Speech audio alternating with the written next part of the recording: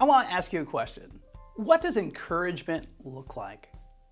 If somebody were to say to you, how can I be an encouragement to you? What kinds of things would they have to do or say or be about that you would say that is encouraging to you?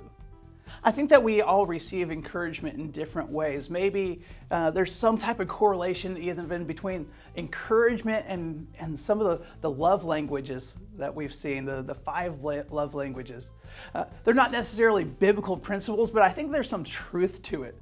That we all seem to receive love or we have a main love language, and our love language, I think, reflects the ways that we receive encouragement, whether it's through words of affirmation or acts of service, meaningful gifts, quality time, or physical touch.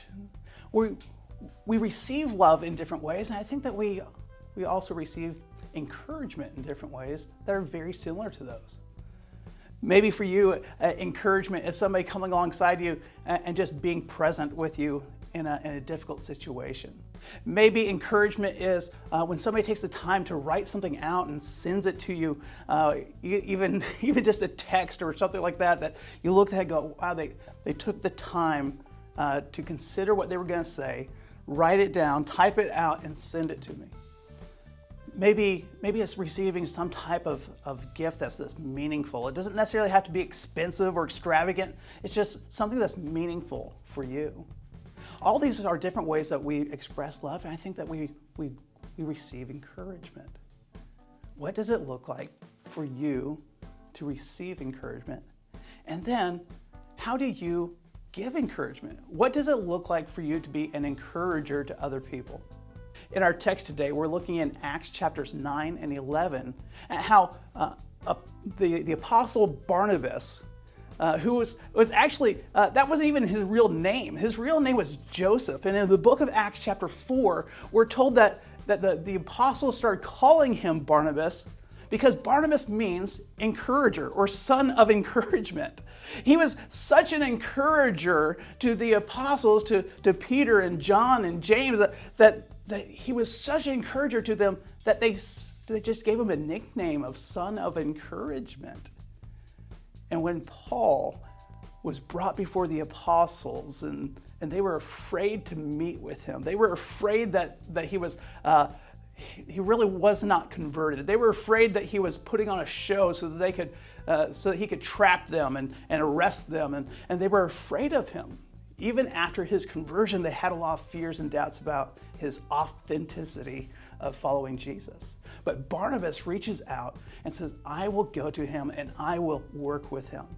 And he is an encourager that walks alongside Paul and spends a year with Paul ministering to the people of Antioch. And it's in that time, it says that in chapter 11 of Acts, that the word Christian is used for the very first time.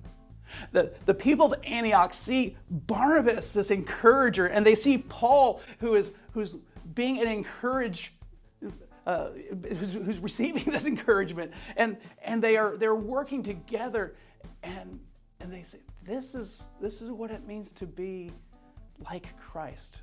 This is Christ likeness. And that's what Christian really means, to be like Christ, to be a little Christ, to be a little Jesus in the lives of the other people around us. I want to challenge you to look for opportunities to speak words of affirmation, acts of service, gifts, quality time, and maybe even in this season, just that brief physical touch, a hand on the shoulder or a pat on the back, or that invisible fist bump.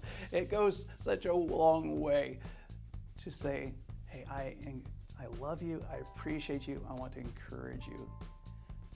Look for opportunities to be an encourager.